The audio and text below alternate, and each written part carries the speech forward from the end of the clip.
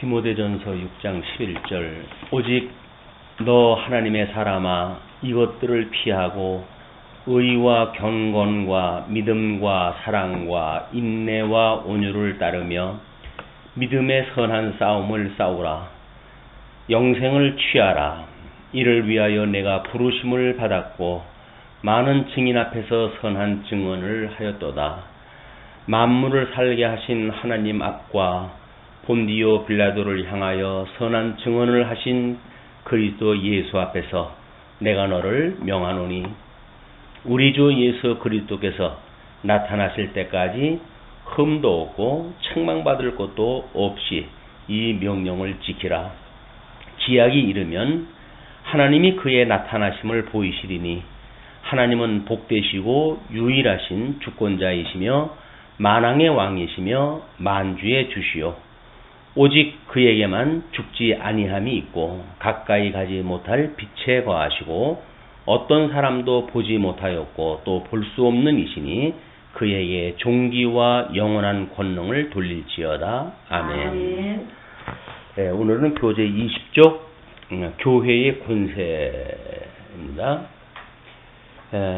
먼저 1절 교회 권세의 원천이에요. 그 교회의 원천, 권세의 원천은 유일한 머리다 이렇게 이야기를 합니다. 그래서 교회의 권세는 예수 그리스도로부터 왔다. 예수 그리스도는 교회의 머리로서 교회에게 권세를 부여하였다. 우리가 이거를 성경신학적인 표현으로 해가지고 예수 그리스도의 천상 사역이 주님의 몸된 교회를 통하여서 성취되어진다. 이렇게 해석을 할 수 있을 거예요. 그 문제 제기를 보게 되면 교회에게 권세를 부여하셨다. 그것이 그런 그 용어가 아니다. 왜냐면 이건 로만 교회에서 예수께서 베드로에게 또 베드로에서 교황에게 권세가 이양된 것을 표현한 것이다. 이렇게 이야기를 하셔요. 그래서 교회에게 권세를 부여하신다라고 하는 것이 바른 표현이다.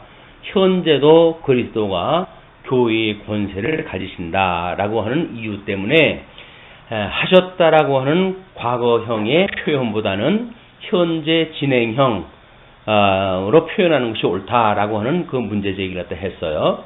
그거는 나름대로 합당하다고 보여집니다. 왜냐하면 교회의 권세가 예수 그리스도 머리 대신 교회의 머리 대신 예수 그리스도로부터 이게 성취되어지는 현장이라고 한다면 말씀대로 이루어지는 성취 사건이라고 한다면 마땅히 예수 그리스도는 교회의 머리로서 교회에게 권세를 부여하시는 걸로 보여질 수가 있는 거지요. 그러나 또 성경적인 표현에 의할 것 같으면 이미 신약 성경에 명시되어진 바 이 교회에게 권세를 부여하셨다. 이런 그 표현을 어떻게 우리가 해석하는가에 대한 문제지 딱히 시제를 따라 가지고 옳다 그러다라고 보는 것은 너무 또 우리가 시제를 초월한 개념으로 봤을 적에는 시제에 제한되어지는 이런 그 함정이 있기도 합니다. 그러므로 일단 문제 제기에 대해서 그 의미를 우리가 파악할 이유는 있겠으나 딱히 그걸 부정하고 그러므로 시제를 현대형으로 보는 이런 것만 옳다라고 보는 그것은 과거에 주셨다고 하는 것도 사실이고 현재 부여하신다고 하는 것도 사실이고 앞으로도 부여하실 것이라고 하는 미래형에 대한 표현도 옳기 때문에 너무 부분적인 우리가 아마 시비에 얽히는 문제라고 보여집니다. 그래서 그 유일머리라고 하는 측면에서 유기적 행정적 머리다 이렇게 이야기를 했어요. 그는 유기적 의미와 행정적 의미에서 교회 회의의 머리이시며 왕이시다. 그 교회의 몸은 그리스도와 한 몸이고 머리가 직접적으로 권세를 갖다 행사하시는 것이다. 이걸 우리가 요즘 이제 그 교회와 그의 몸된 그리스도와 그다음에 그의 몸된 교회와의 관계를 끊임없이 확인해 가고 있는데 그런 맥락에서 우리가 이제 유기적이고 행정적인 머리다라고 하는 것을 이해가 해야 되겠고, 그의 권세를 가진 임재다. 이런 내용은 참 교회되게 하시는 것은 그리스도가 권세를 가지고 임재하시는 사실뿐이다. 그거는 성령을 통해서 임재하신다고 하는 그런 그 이야기이기도 한데, 예수 그리스도의 천상 사역과 그 다음에 그 예수 그리스도께서 보내시는 성령의 사역, 이걸 우리가 이제 성경 신학적인 이해를 가지고 이 문제들을 살펴나가야 됩니다. 그래서 그의 권세를 가진 임재라고 한다면 그의 권세, 이거는 주님의 몸된 교회의 그 권세를 가진 것으로 임재가 되어진다라고 했을 때, 이제 그 그리스도의 권세를 가지고 임재하는 사실뿐이다라고 설명하다 했는데, 성령을 통하여서 임재하신다라고 하는 그 내용과 이것이 차별화하는 그것도 또 그래요. 왜냐면 삼위일체 하나님의 사역은 그리스도의 사역이기도 하고 성령의 사역이기도 하지, 그것이 성령을 통하여 임재하신다라고 하는 것으로 설명을 제안을 하게 되면 제2위인 성자 하나님의 사역이 틀리다라고 하는 그런 설명이 또 되어진단 말이에요. 아까 시제를 초월해 가지고 우리가 설명을 이해해 하듯이 여기도 삼위일체 하나님에 대한 이거를 우리가 그렇게 이해를 해야 성령의 사역이다 또는 성자 하나님의 사역이다 라고 하는 한 삼위일체의 한 부분에 속해지지 않는다는 거야. 그런 그 개념을 초월할 수 있는 이런 것은 우리한테 이 폭넓은 어떤 이해를 위해 필요하다. 그래서 반대를 하거나 시비를 따지거나 또는 비판을 하거나 라고 할 때는 나름대로 어떤 부분적인 사건에 대하여 부분적인 것으로 변증을 할 수 있겠으나, 보편적인 설명을 부분적인 어떤 그런 설명으로 조건으로 만약에 비판을 한다고 했을 때 많은 부분의 설명이 이제 숨어지기 때문에 그렇습니다. 이거는 성자 하나님 그리스도가 권세를 가지고 임재하는 사실이라고 하는 것이 틀리는 게 아니에요. 그렇다고 해서 그 권세를 가지고 임재하시는 사실이 지금 성령을 통해서 임재하신다라고 하는 설명도 틀린 것이 아니죠.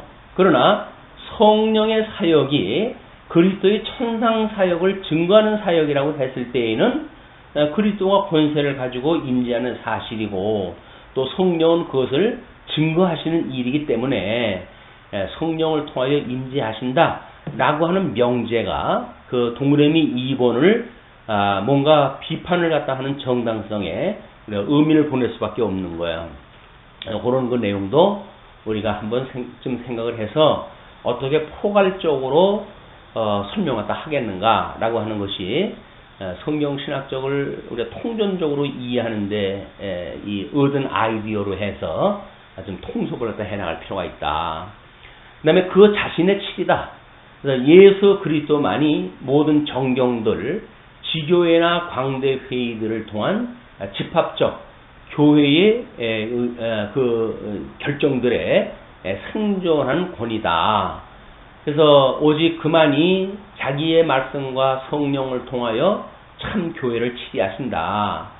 자신의 권위는 어떤 군단이나 치리회에 전적으로 위임한 일이 없고, 그 자신이 언제나 자기 교회 중에 계시면서 자기의 말씀과 성령을 통하여 자기의 뜻을 알리시는 것이다. 교회는 교인으로부터 위임받은 권세를 가진 정치단체가 아니라 그것의 모든 치리회들을 통하여 그리스도의 뜻을 탐구하는 그의 신체의 한 부분이다.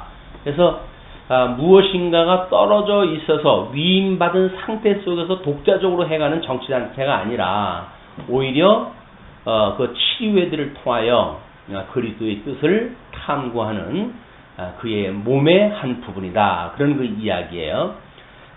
이런 그 개념들은 그러니까 많은 어떤 묵상을 통해 가지고 이제 확인을 했다 필요한 그런 그 일이기도 합니다.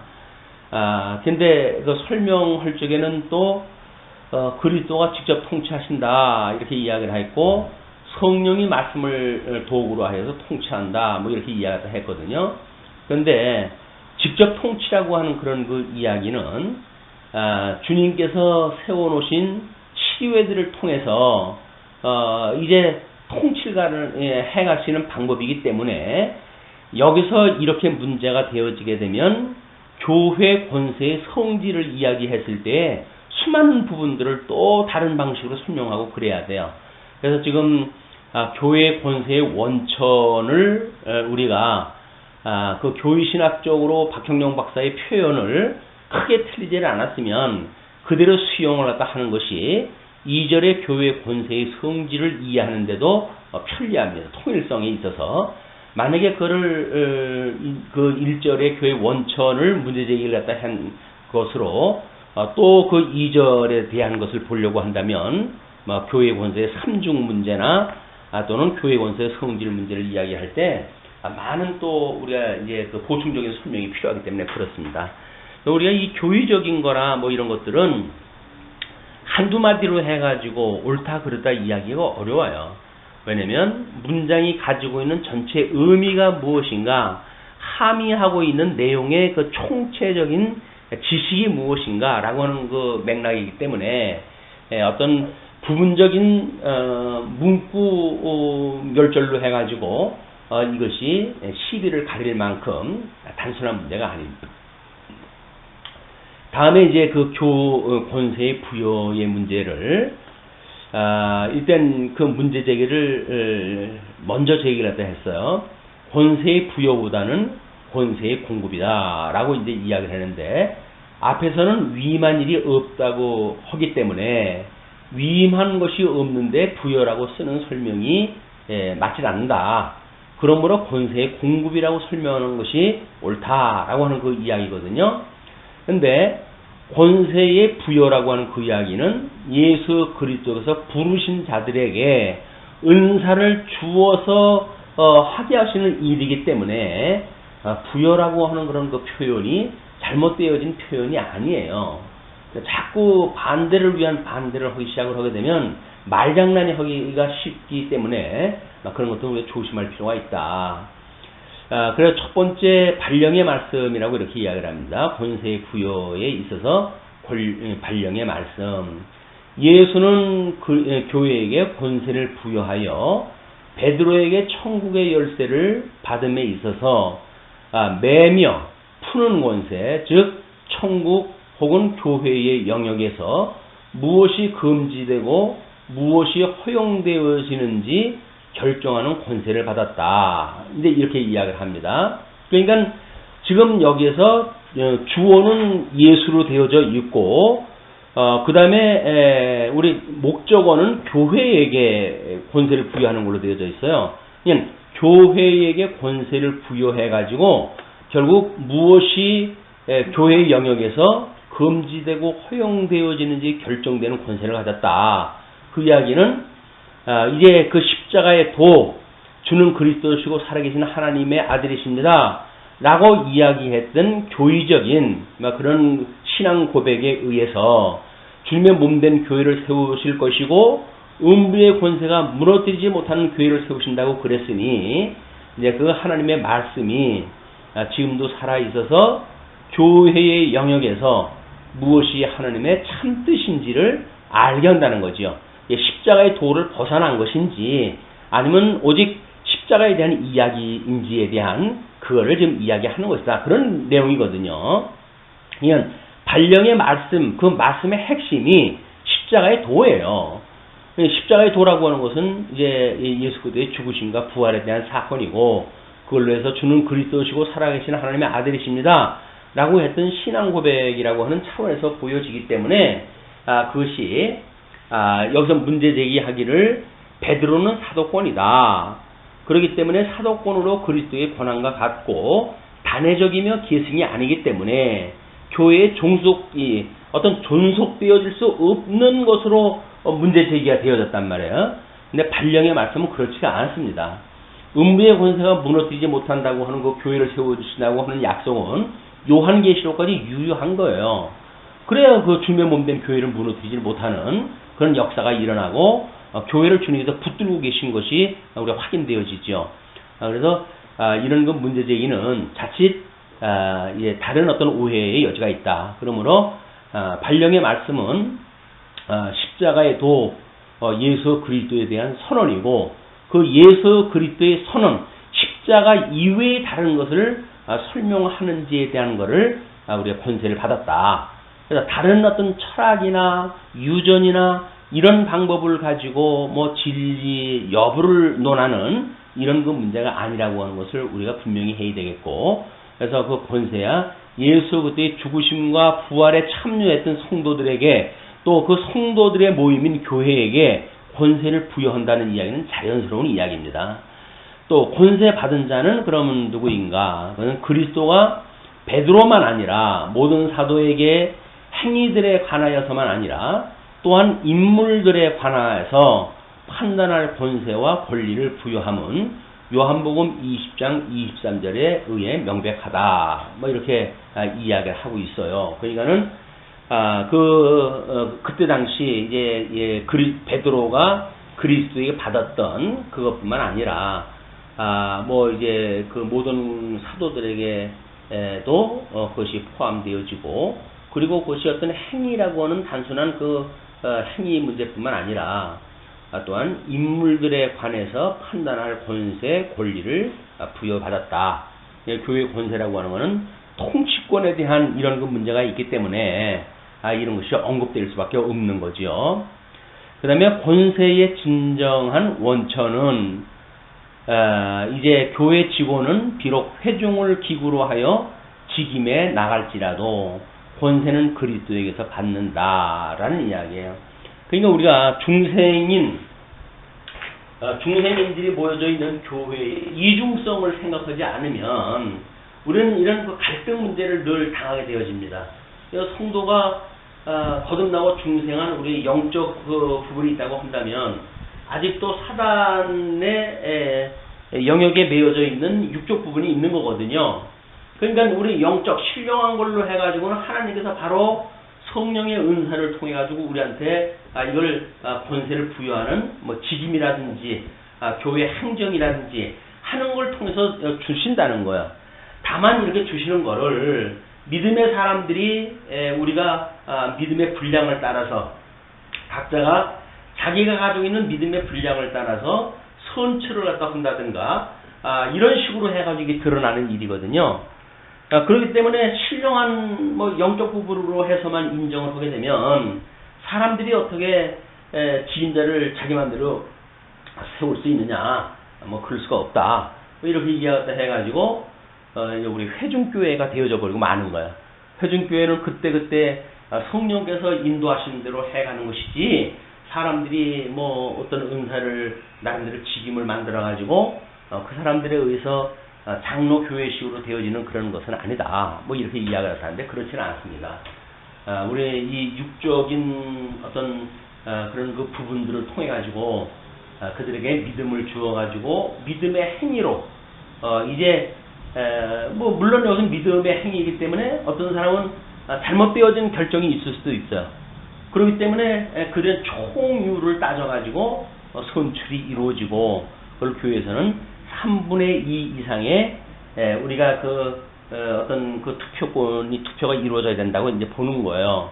그래서 교회에 가지고 있는 회중들, 주님께서 믿음의 분량만큼 주셨던 신앙의 자유를 가지고 선출하는 선거에 임하게 되어지는 것이 인정되어져야 됩니다. 그것이 인정되지 않는다고 한다면 그러면 이제 회중교회처럼 바로 직방 어떤 성령의 역사에 의해서 그때 이것이 이제 이루어져야 된다고 보여지는 거거든요. 그렇지 않다. 주님의 몸된 교회는 사도행전에서 보여지듯이 7 집사를 선출할 적에 성도들이 선출을 하는 거예요. 그럼 그때는 성령이 충만했을 때 선출했으니까 문제가 없을까? 그렇지 않잖아. 거기 니골라라고 하는 집사는 요한계시록에 보니까 뭐 니골라당이라고 하는 이단 집단에 빠지기도 하고 이런 일들이 있게 되어진다. 예수님이 직접 뽑은 12사도 중에도 예수님을 팔아야 될 사도 유다가 있듯이 하나님께서는 빛과 어둠을 일반으로 여기시는 분이지 딱히 뭐 좋은 걸로만 위해가지고 해가시는 분이 아니다. 그래서 끊임없이 교회 중에 부족한 자들을 두어가지고 음부의 권세가 무너뜨리지 못한다고 하는 그리스도께서 모든 권세를 가지고 있다고 하는 것을 역설적으로 보여주는 이게 섭리이기도 하다. 이렇게 좀 폭넓게 이해라도 하는 것이 필요할 것 같습니다. 다음에 이제 그렇다고 한다면 교회의 권세의 성질은 무엇인가라고 봤을 때 신령성을 이야기해요. 그러니까 신령성이라고 하는 이 영적 부분에 있는 이런 거예요. 신령성. 이게 우리가 이제 무엇인가라든가 뭐 연보라든지 하는 문제도 마찬가지예요. 연보라고 하는 것이 전기값만 내는 거를 위해서 한다고 한다면 그 연보의 신령성은 빠져버리고 마는 거예요.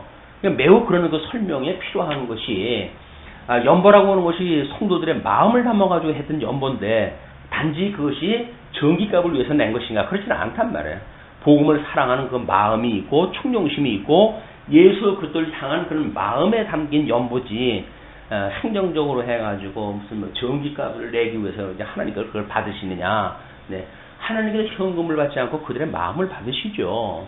그걸 현금으로만 만들어내는 연보의 행위는 매우 잘못되어져 있는 성도들의 연보관을 만들고 막 그렇게 해가지고 주님의 몸된 교회를 이런 신령성을 제거시켜버리고 그리고 세속적인 또는 행정적인 또는 그래서 교회가 학교라고 하는 논리로 빠져버릴 수밖에 없는 거예요.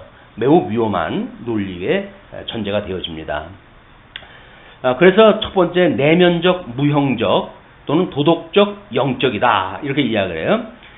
내면적으로 해가지고는 무형적이고 또는 도덕적으로 해가지고는 영적이다 그런 그 이야기인데 신령적임은 그리스도와 성령의 부여하신 바 되고 신자들에게만 독점적으로 관계를 가지고 도덕적 영적 방식으로만 능히 실시가 된다 그런 그 이야기예요. 이건 결국 믿음의 열매로 해가지고 드러나게 되어진다는 겁니다. 그래서 어떤 신령적인 것이 그리스도와 성령이 부여하시는 권세라고 하는 이런 직접적인 거라고 한다면 신자들에게만 독점적으로 관계를 가지고 그리고 도덕적으로 영적 방식으로만 능히 실시하신다라고 하는 그거는 열매에 대한 일이기 때문에 나름대로 이제 신령성이라고 하는 면에 봤을 적에는 온전하지만 그것이 성령의 열매라고 하는 맥락에서 봤을 적에는 육적 방식이 포함되어질 수 있기 때문에 불완전한 그런 정치도 이것이 주님의 몸된 교회에 드러날 수가 있다는 겁니다. 그러나 신령한 문제로 봤을 적에는 이것이 온전하다 이렇게 이제 보고 싶은 거예요. 근데 국가 권세와 다르다. 그래서 국가는 사람의 외면적 현세적 정상 위에 하나님의 정치를 대표하는 교회는 사람의 내면적 영적 정상에 하나님의 정치를 대표한다. 그래서 국가가 나름대로 현세적 어떤 정상 위에 하나님의 정치를 대표한다고 이야기를 하면 교회는 사람의 내면적 영적 정상에 하나님의 정치를 대표한다고 보여지는 거죠. 이것이 국가 권세가 육적 이런 그 요소 가운데 있다고 한다면 그 다음에 성도들에게 주어지는 그 교회에 대한 또 국가의 권세에 대한 그 일은 어떤 현세적인 것이 아니라 내면적 영적 성장에 하나님의 정치를 대표한다. 그러니까 우리가 교회 정치와 이제 우리 이 교회와의 분리된 문제가 정치라고 한다면 온전히 육적인 요소를 가지고 있는 집단들이 하는 거예요. 짐승 권세를 가진 사람들이. 성도는 이 두 가지 요소를 다 가지고 있기 때문에 영적인 요소의 부분이라고 가진 것을 이런 믿음에 가지고 있다고 한다면 믿음의 분량만큼 세상 정치에 참여할 수가 있는 거지요. 그러니까 교회가 오는 것이 아니라 믿음을 가지고 있는 성도가 각자가 자기가 속해져 있는 정치 집단에서 일하다 해갈 수가 있는 거지. 그걸 교회가 어떤 정치 집단과 이해관계를 가지고 충돌하는 그런 관계가 아니다. 그래서 이거 분리가 돼야 된다고 하는 그런 이유가 거기에 있는 겁니다. 이걸 자칫 잘못하게 되면 교회가 나서가지고 세상 정치를 바로잡겠다고 그러는데 그리고 또 그렇게 이야기를 하잖아요. 봐라 선지서에 보게 되면 수많은 선지자들이 그런 잘못 정치를 갖다 하는 자들에 대하여 일갈하지 않느냐. 하나님의 선한 뜻을 선포하지 않느냐라고 이야기를 하는데, 그거는 예수 그리스도께서 오셔가지고 하실 그런 이제 비진리에 대한 짐승권세에 대한 거를 어떻게 멸하시고 승리하실 것에 대한 것이지, 이 땅이 전부 믿음의 사람으로 되어질 것이 이야기하는 게 아니란 말이에요. 그러니까 선민국가라고는 이스라엘 국가의 특수한 상황, 거기에 이방인들은 다 빠져버린 그런 조건 아니에요? 이스라엘 구약성경은 아브라함의 후손들을 중심으로 해가지고 선민국가라고 하는 그런 맥락에서 선지자들이 활동을 했기 때문에, 그거를 마치 지금 시대에 이제 목사나 또는 교회의 어떤 그런 직임자들이 정치 권세에 대하여 이제 하나님의 말씀을 선포한다고 하는 차원에서 우리가 이제 세상을 바르게 한다고 생각하는 이런 건 매우 잘못되어져 있는 생각이다. 왜 그러냐? 아니, 그것이 말씀으로 해가지고 하나님께서 천국을 이루어 가신 게 아니잖아요. 하나님은 그 말씀으로 택한 백성들이 살아가는 천국이 있고 지옥 백성들이 살아가야 될 곳이 있기 때문에, 마치 이 땅이 어떤 그런 하나님이 기뻐하시는 아주 완전한 세상을 만들어가는 것이 하나님의 목적이 아니라니까요. 그런 생각을 가지고 있는 사람들의 끝을 보게 되면 전부 지상 천국을 이야기하는 사람들의 지상 천국을 이야기하는 그걸 이야기를 한다. 그러나 성경에서는 엄연히 우리가 영원한 하나님 나라 천국에 대한 걸 이야기를 하는 것이지, 이 땅에서 천국을 이룬다고 그러는 게 아니에요. 이런 어떤 복음의 오해가 나름대로 정치권사와의 관계를 우리가 이제 이러기도 하고 저러기도 해간다. 그 설명은 이렇게 했어요. 교회는 세상적인 권세 권력이 아니다. 국가 권세는 외형적 물리적이다. 그래서 이 교회가 세상적 권세가 아니기 때문에 오히려 국가 권세 아래에서 우리가 살아갈 수밖에 없는 성도들에게 위에 권세 가진 자들에게 순복을 허라는 거야. 그래서 국세를 낼 것은 국세를 내고 이렇게 허라는 거거든요. 근데 그거를 마치 어떤 이 세상 권세가 아닌 교회 권세와 외형적 물리적 그 국가 권세가 같은 선상에 있는 것처럼 보는 것은 구조적으로 잘못되어져 있는 거다. 구조적으로 내면적이고 영적인가 하면 외면적이고 육적인 이런 이중적인 요소를 가지고 있기 때문에 어떤 이거를 상대적으로 평가한다든가 물리적으로 이걸 합한다든가 이것이 불가능한 사건이에요.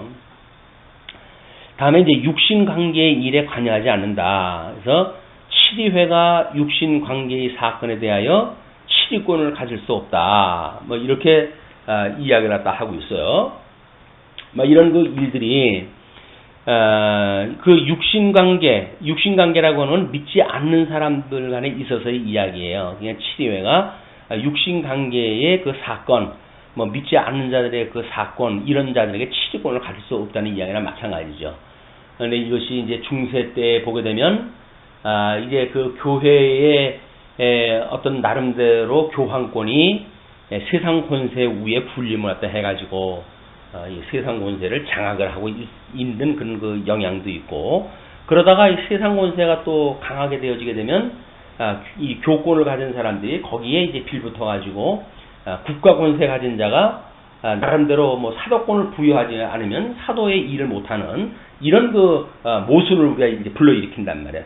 그것이 어떤 같은 이패적이고 육적인 또는 외면적인 속에서 우리가 상대적으로 통합되어지는 그런 개념이 아니라, 교회의 권세는 영적이고 내면적인 거라고 한다면 세상 권세는 육적이고 현세적인 그런 것이라고 하는 차원이 다른 걸 갖다 우리가 인정하다 해야 돼. 그래야 주님의 몸된 교회의 어떤 그 사명이 진리를 위해서 우리가 살아가야 되는데, 진리가 아니라 세상 어떤 그런 그 정치에 대해서 바른 세상을 만들겠다고 하는 그거는 우리가 너무 세월을 허비하는 일들이다.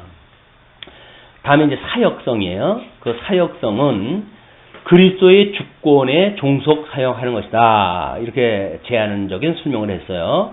교회의 권세는 반드시 그의 말씀에 조화되도록, 또는 성령의 지도 아래서 교회의 권세는 반드시 그의 말씀에 조화되도록 두 번 썼네. 이 성령의 지도 아래서 교회의 왕이신 그리스도의 자신의 명의로 행사되어야 한다. 그래서 우리 이거 사역을 갖다 한다고 하는 그런 것은 교회의 권세는 그의 말씀에 조화되어지는 그 말씀은 불탁한 백성들은 성령의 인식 그 작용이 안 되기 때문에 하나님의 말씀을 그들은 이해할 수가 없어요. 그렇기 때문에 성령의 지도를 받는다는 이야기는 믿는 사람들을 이야기하는 겁니다. 교회의 권세는 반드시 그 말씀에 조화되도록 한다. 그 이야기는 성령의 감화 감동을 받는 성도가 그런 그 이야기죠. 그렇기 때문에 성도의 지도 아래서 교회의 왕이신 머리이신 그리스도 자신의 명의로 행사되어야 한다. 그래서 우리가 예수의 이름으로 하는 거예요. 예수의 이름으로. 그래서 이 힘은 진리에 의한 확신에서 생명력이 생긴다라고 이야기했다 해가지고 확신을 두뇌라고 이야기했다 했는데 이것이 소위 우리 이제 주지주의자들이 이야기했던 것처럼 아는 것이 힘이다 그런 그 이야기거든요. 그렇지 않습니다. 우리가 이걸 내면적 영적으로 구별을 갖다 한 것은 썩을 두뇌에다가 무슨 생명력이 생겨요. 그래서 힘은 진리에 의한 확신, 그것은 우리가 이걸 두뇌라고 하는 그것이 아니라 전 인격이라고 이렇게 봐야 되겠죠. 그래서 거기에 행사되어야 한다. 그 다음에 성경 율법의 시행을 위한 것이다. 이렇게 해가지고 교회의 권세는 그리스도의 나라의 법적인 신구약 성경에 기록된 그의 율법을 시행시키기 위한 것이다. 요거를 우리가 다른 문제 제기를 먼저 보시게 되면 율법과 복음 관계에 대한 오해 때문에 이런 표현이 되었다. 그런 그 이야기고 교회 권세는 신령하며 하나님의 말씀 선포를 위한 권리 행사다. 이렇게 해가지고 위의 문제를 일단 문제 제기를 했어요. 그런데 성경 율법의 시행을 위한 것이라고 하는 그 이야기는 교회의 권세는 그리스도의 나라의 법전인 신구약 성경에 기록된 그의 율법을 시행시키기 위한 것이다 라고 하는 그런 맥락이 왜 율법과 복음 관계에 대한 오해로 보는가. 율법과 복음이 모순관계라고 생각을 했을 적엔 그럴 수밖에 없어요. 그러나 율법이 말하는 것이 뭡니까? 율법도 선하다고 이렇게 이야기를 했잖아요. 그 율법은 오실 메시아를 예표적으로 보여준 사건이에요. 그리고 그 주어졌던 그 율법의 대강령도 위로는 하나님을 사랑하고 이웃을 내 몸같이 사랑하라고 하는 신약 성경에 예수님께서 주셨던 세계명과 똑같은 이야기예요. 다만 그걸 육적 계시의 방법으로 표현했다 했고 신약 성경에 와가지고 예수님께서 그걸 내가 이루겠다. 그리고 육적 계시의 방법이기 때문에 불완전하기 때문에 내가 그걸 완전케 하고 그걸 다 이루겠다는 이야기거든요. 그 영적인 계시의 방법으로 그걸 주님께서 우리한테 새로운 계명으로 주시고 그걸 주님께서 천상에서 우리를 온전케 해가시는 일로 자기의 몸을 온전하게 해가지고 이루신단 말이에요. 그렇기 때문에 여기 문제 제기되어진 거는 나름대로 또 문제 제기가 될 수 있기 때문에 위에서 설명되어진 신구약 성경에 기록된 그의 율법을 시행시키기 위한 거다. 그럼 시행을 시킨다라고 한다면 그 주체가 누구예요? 예수님 아니에요. 그럼 예수님이 당신의 몸을 갖다 이루어간다고 하는데 그 잘못된 설명이 아니잖아요. 시행을 시키는 거예요. 율법을 위로는 하나님을 사랑하고 이웃을 내 몸을 사랑하라고 했던 그 명제는 예수님께서 이루신 거예요. 율법의 대강령을 주님께서 이루신 거예요. 근데 우리가 거기에 참여가 되어져 가지고 우리가 그 사랑하는 율법을 온전케 하는 거기에 우리가 참여가 되어진 거 아닙니까? 온전케 되어진 그 몸에 우리가 참여가 되어졌으니까 우리가 여기서 믿음으로 열매를 맺는다는 이야기는 그 계명이 우리들한테 드러나게 하시는 거란 말이에요. 위로는 하나님을 사랑하고 이웃을 내 몸과 같이 사랑하는 열매로 맺게 하시는 것이다. 근데 그 시행케 하시는 거나 열매를 맺게 하시는 거나 뭐 잘못된 게 아니잖아요. 그러니까 이거는 문제 제기 자체에 너무 좀 오버액션이 있다. 이렇게 보면 될 것 같습니다. 그 다음에 이제 교회 권세의 3중에 대한 걸 이야기를 합니다. 그리스도의 선지, 왕, 제사의 삼직인과 관련되어 교회의 권세도 3중으로 나눈다. 그걸 교리권, 치리권, 사역권으로 이렇게 나누는데 뭐 봉사권이라고 이제 우리가 앞에서는 이야기도 했어요. 교리권, 먼저 교리권을 보게 되면 그리스도의 선지직의 반영으로 진리의 수호와 전달을 목표로 하는 것이다. 치리회들은 교회의 정확성을 보존하는 것, 교리의 정확성을 보존하는 것을 제일 목적으로 삼아야 한다. 그것이 진리의 우리 전승, 보수, 뭐 이런 것을 우리 이제 교회에 우리가 그 목적으로 삼는 겁니다. 그래서 첫 번째 하나님 말씀의 수호, 두 번째 하나님 말씀의 전파. 이거는 보수만 하면 안 되잖아요. 이걸 또 전승을 갖다 해야 이 진리가 오고 오는 세대에게 이제 존속되어지기 때문에 그렇습니다. 그 다음에 신경과 신도 개요의 작성, 막 이런 것들은 신경과 신도 개요를 작성하는 문제는 그때까지 보존되어진 하나님의 말씀을 나름대로 보존할 수 있는 방법이에요. 왜냐면 그 방법이 말씀은 너무나 복잡한 것이기 때문에 때로는 여러 가지 변형이 올 수가 있으니까 이제 어떤 단계가 지나게 되면 깨달음을 갖게 되어진 교회가 신경과 신도 개요를 작성함으로 해가지고 다른 비진리가 틈타고 들어올 수 없게끔 안전막을 치는 것이 신경과 신도 개요의 작성의 이유입니다. 다음에 이제 신학 연구의 장려. 이것은 지금 우리가 이렇게 신학 공부를 갖다 하는 것도 이제 이 교회에서 할 일이죠.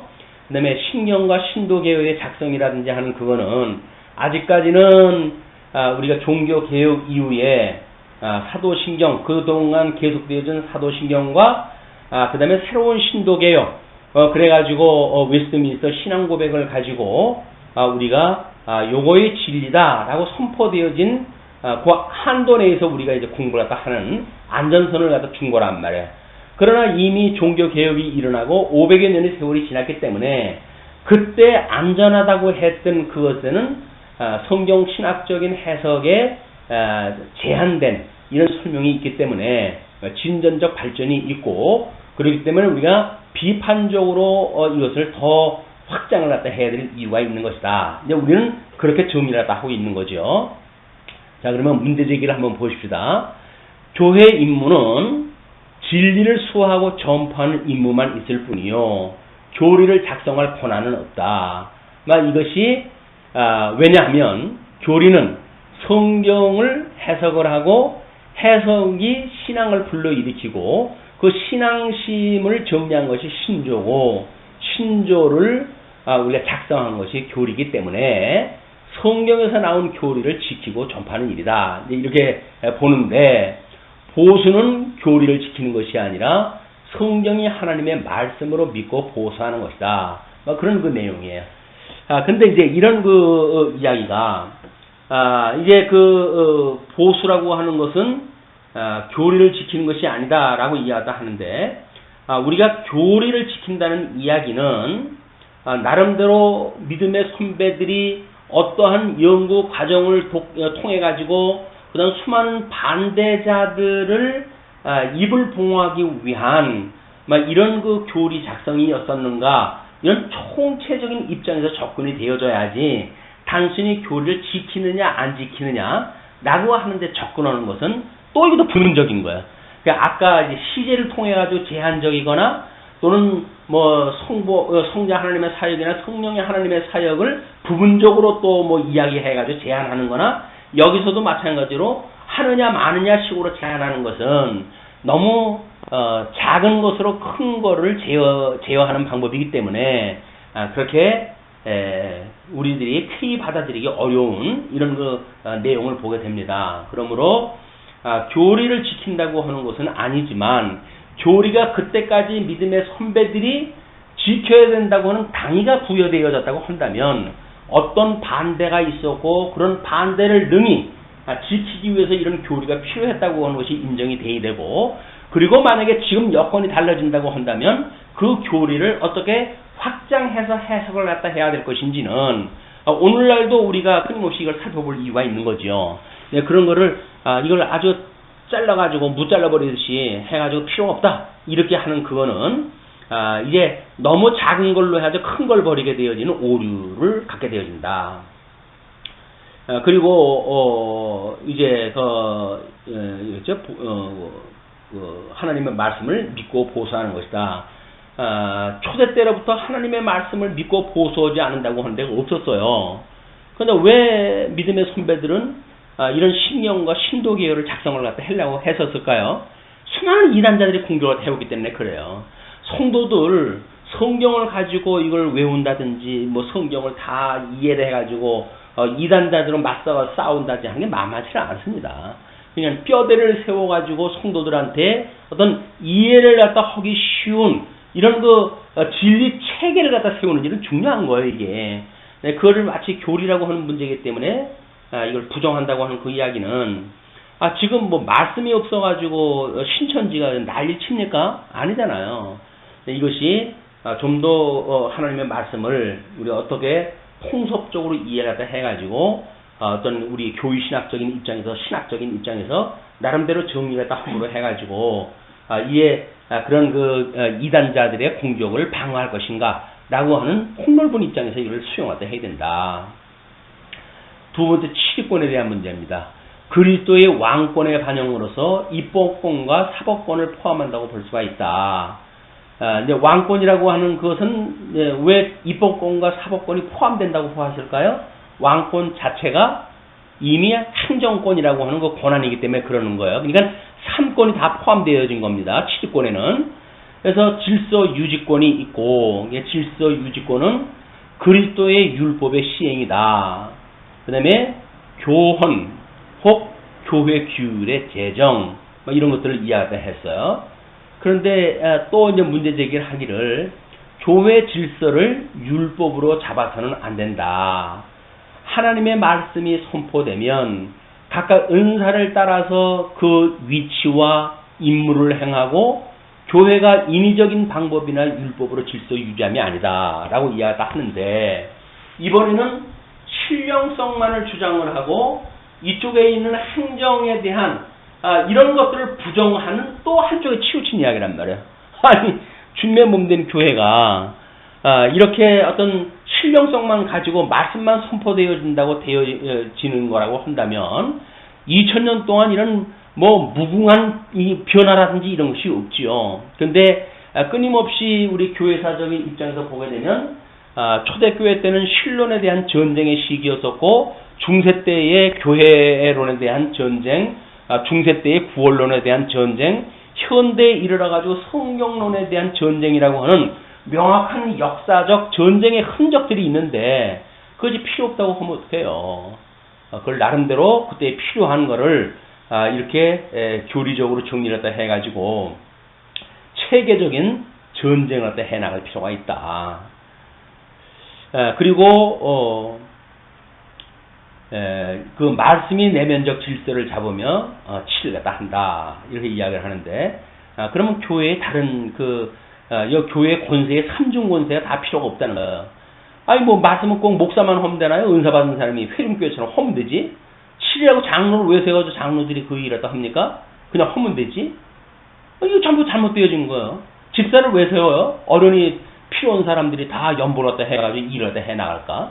근데 이런 것들을 우리가 직제를 세우고 나름대로 직임자를 세우고 하는 그런 그 일들은 교회의 질서를 이렇게 차선을 따라서 질서대로 하게 하시기 위한 하나님의 섭리라는 거야. 다만 믿음에 우리가 이제 이 믿음의 어떤 수준이 다른, 또 은사가 가장 다른 사람이 한쪽 종쪽 구성을 가지고 있기 때문에 그거를 하나님께서 어떻게 통체적으로 다스리는가, 주님 몸된 교회를 다스리는가 라고 하는 통치자 그리스도의 입장에서 우리가 교회를 이해를 해야지, 마치 육적인 요소는 다 배제를 해야 된다든가, 또 어떤 때가 하게 되면 이 어떤 영적 그런 그 요소를 다 배제해 버린다든가, 이런 그 일들은 스스로 모순에 빠지게 되어지고 부분적 함정에 빠지게 되어진다. 우리 내규라고 하는 것은 이 교회 정관이라고 하는 걸 기준으로 이야기를 한다면 그 내규는 노예 규칙 안에 있는 것이고 노예 규칙은 헌법 아래에 있는 것이고 이 헌법은 성경 아래에 있는 것이다. 그래서 헌법의 원리는 성경에서 나온 것이기 때문에 성경만 우리가 가르치면 된다 그런 그 이야기 아니겠어요. 그러나 대한민국에 사는 사람이 대한민국의 법리적인 원리를 안다고 해가지고 도로교통법을 안 지켜도 되는 건가요? 아니, 우리 대한민국 제1조, 뭐, 대한민국은 뭐, 민주자유, 뭐, 주의고, 어쩌고저쩌고 하는 그런 것들을 안다고 해야지 세 측을 갖다 아는 게 아니라니까요. 그냥 너무 이걸 아주 어떤 반대를 위한 반대거나, 또는 뭐, 노파심에서 경계를 하기 위해 가지고, 뭐, 이렇게 문제 제기되어지는 것이 없지 않아 있겠지만은, 이렇게 기존 교의에 대한 말들을 처처에서 곳곳에서 문제 제기하는 이런 것들은 그렇게 지혜로운 방법은 아니다. 그래서 우리가 거기에서 현대 교회가 어떤 아픔이 있었으면 어떤 아픔이 있었는지 그렇기 때문에 이런 문제는 어떻게 승화돼야 되는지 이런 차원에서 이것이 돼야지 이렇게 어떤 그런 기준을 자기 나름대로 기준을 가지고 일률적으로 비판하다 하는 일은 그렇게 덕스러운 일이 아니라고 보여집니다. 믿음의 선배들이 이런 그 신앙의 정리를 해갈 때에는 수없는 시행 과정을 거쳐가지고 만들어진 일이기 때문에 그게 일축하고 그러는 건 좋지 않아요. 다음에 그 순교 유지권이 있습니다. 교회적 도덕적으로 순교를 유지하여야 되므로 이단자와 범죄자를 거절한다. 배제권이라고 이렇게 이야기도 하는데 만약에 말씀을 선포해가지고 되어진다고 한다면 그러면 전부 성령의 충만함을 입은 사람들만 있어야 되잖아요. 뭐 우리 목사님도 그런 이야기를 했지만 교회가 정상적인 거는 모판에 벼가 이렇게 일정하게 자라듯이 이래야 된다 이렇게 이야기를 하는데 교회는 결코 그렇지는 않습니다. 어린 자로부터 큰 자가 있고 은사가 다양한 사람들이 모여져 있는 복합체지 뭐 이렇게 말씀만 같은 목사가 가르친다고 해가지고 믿음의 수준이 일정한 사람들이 모여가지고 그렇게 되는 데가 아니에요. 너무 순진해가지고 그런 생각도 하셨는지 모르겠지만 교회가 그렇게 단순한 그런 교회가 아니다. 다음에 이제 세 번째 사역권입니다. 사역권을 긍휼권이라고도 칭하는 것은 그리스도의 제사직의 반영이기 때문에 그렇다 그 이야기죠. 우리는 이제 이걸 봉사권이라고 이렇게 이야기했었다고 그랬어요. 병자 위문과 신유, 병자를 신방하여 성경 말씀과 기도로 위안하는 일은 교회의 긍휼권 행사에 중요하다. 또 문제 제기를 했다 했죠. 하나님 말씀의 능력으로 하는 것이지 목사의 권한으로 하는 것이 아니다.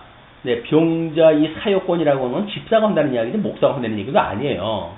그렇기 때문에 뭐 병자를 신방하고 성경 말씀과 기도로 위안하는 일 또는 교회의 긍휼권의 행사를 갖다 하는 일 이런 그 일들이 마치 목사의 어떤 권한 행사로 보는 일도 잘못되어진 이게 사시에 사팔기기로 봤기 때문에 이렇게 보여지는 거지.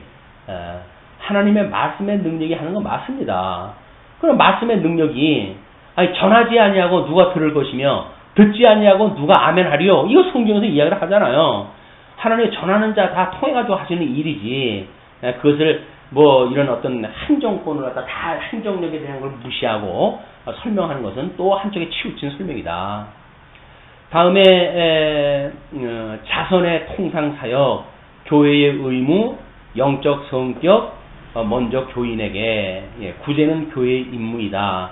권세가 아니다. 라고 이야기를 하는데 교회의 임무는 5장에 나오지요. 근데 권세가 아니라고 하는 그 이야기는 뭘까요? 결국 이 봉사권, 사역권이라고 하는 것이 임무라고 보고 싶다는 거예요. 근데 그것이 권세라고 하는 권자를 세속적으로 보기 때문에 그런 그 아이디어가 나오는 겁니다. 우리는 권세가 뭐라 그랬어요? 성령께서 주신 권능이에요. 모든 권세가 하나님 앞에 있다고 우리가 주기도 할 때마다 고백을 했다 하는데 그것이 뭐 권세라고 똑같은 단어라고 해가지고 세속적 권세를 이야기하는 게 아니지 않습니까? 그런 그 맥락도 우리가 잘 살펴봐야 된다. 그래서 우리의 이 자선의 통상 사역에 있어서 교회의 의무라든지 이건 진리 전승과 보수를 위한 것, 막 이런 맥락으로 보게 되면 목사가 어떤 그 전업을 갖다 할 수 있도록 하는 모든 조치가 포함되어진 개념이고, 막 이런 것이기 때문에 그것을 교회의 임무로 놓는다고 하는 것도 문제가 있는 겁니다.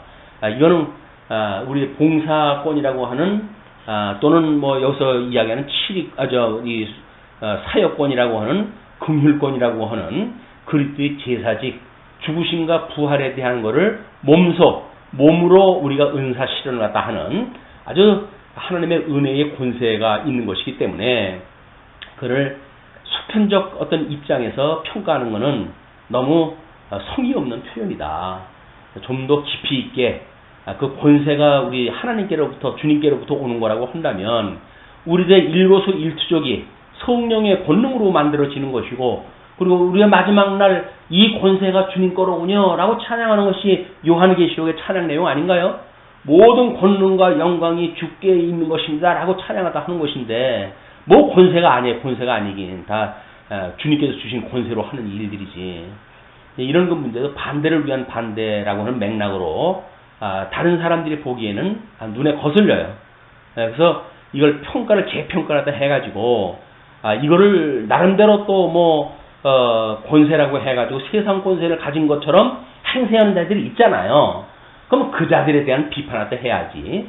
교리 자체를 없애버리려고 한다든지 무시하려고 한다든지 하는 거는 더 많은 해를 입을 수가 있다.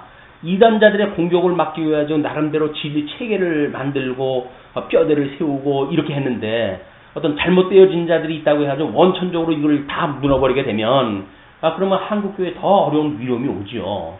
그런 일들은 지혜로운 방법은 아니다. 할 수만 있으면 믿음의 선배들이 지켜왔던 그런 일들의 의미가 무엇이었고 역사적 배경이 무엇이었었고 그걸 충분히 이해를 해가지고 현재 일어나는 상황에 대한 재해석, 그리고 그 재해석에 의해 가지고 어떻게 보완을 갖다 해가실 것인가가 생산적으로 우리가 이걸 연구할 필요가 있다.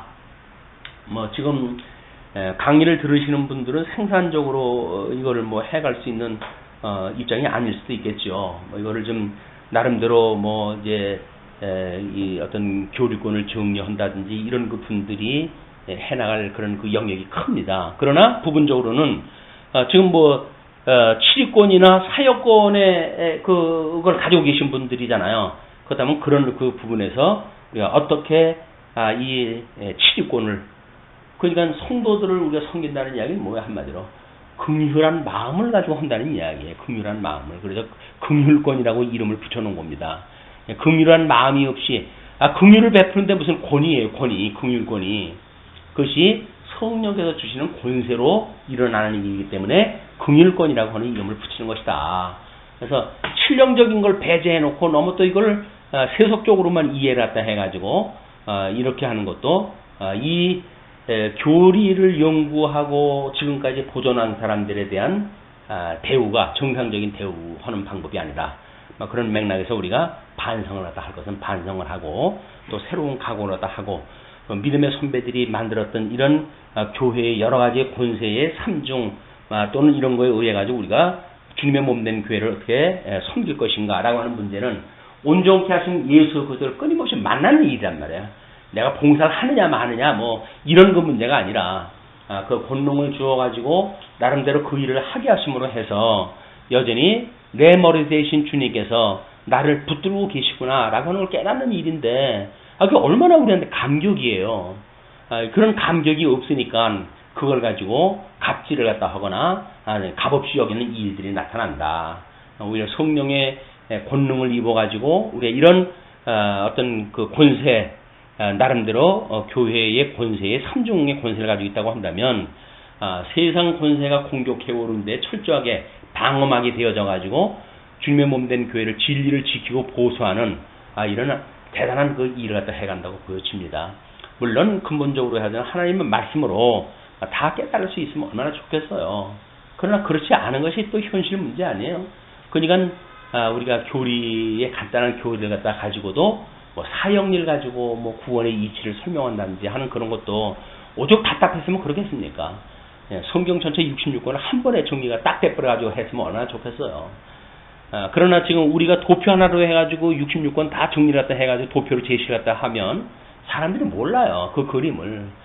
그래 놓고 뭐 무슨 그림인지 모르겠지만 하고 뭐 이제 이야기를 합니다. 물론 아시는 분들은 너무나 고마워하고 뭐 그런 그 분들도 계시고 하지만 그래서 결국은 그 진리를 이해하는 사람들에 의해서 진리가 보존되어지고 보수되어진다. 여기에 우리가 참여함을 입었다고 하는 그런 맥락에서 우리는 기쁘고 행복한 사람이다 라고 하는 그런 시간을 가지고 또 아마 주님의 몸된 교회를 봉사하는 일에 더욱 기뻐하고 즐거워했으면 좋겠습니다.